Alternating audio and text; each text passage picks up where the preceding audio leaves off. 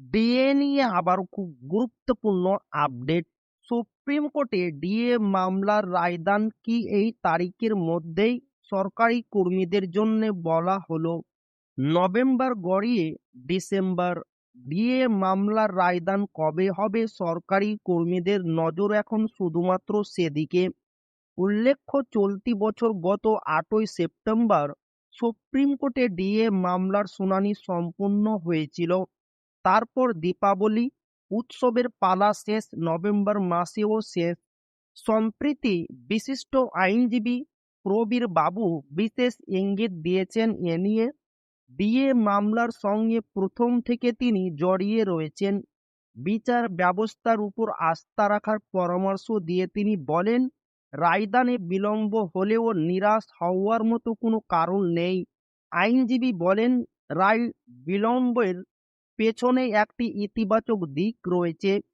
Supreme court যে রায় দিতে চলেছে তা ঐতিহাসিক হতে পারে বলে আশা প্রকাশ করেছেন তিনি।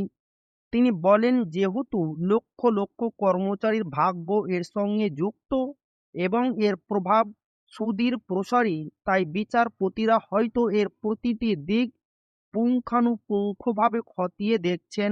ব্যক্তিগত মতামত জানিয়ে তিনি বলেন, আগামী কয়েক সপ্তাহের মধ্যেই দীর্ঘ প্রতীক্ষার অবসান হতে পারে। উল্লেখ্য, আগামী 19শে ডিসেম্বর থেকে সুপ্রিম কোর্টে শীতকালীন ছুটি শুরু হয়ে যাচ্ছে। তার আগে এই মামলার রায়দানের সম্ভাবনা রয়েছে বলে মনে করা হচ্ছে, তবে এখনো সুপ্রিম কোর্ট থেকে কোনো আপডেট মেলেনি।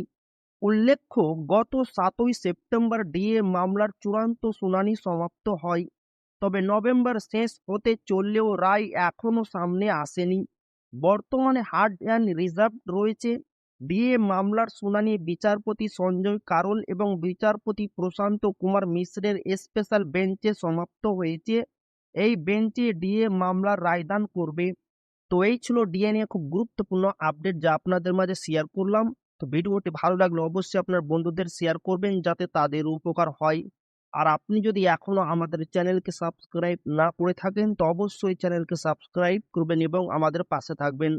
তো আবারও দেখা হবে ডিএ রিলেটেড খুব গুরুত্বপূর্ণ ভিডিওতে।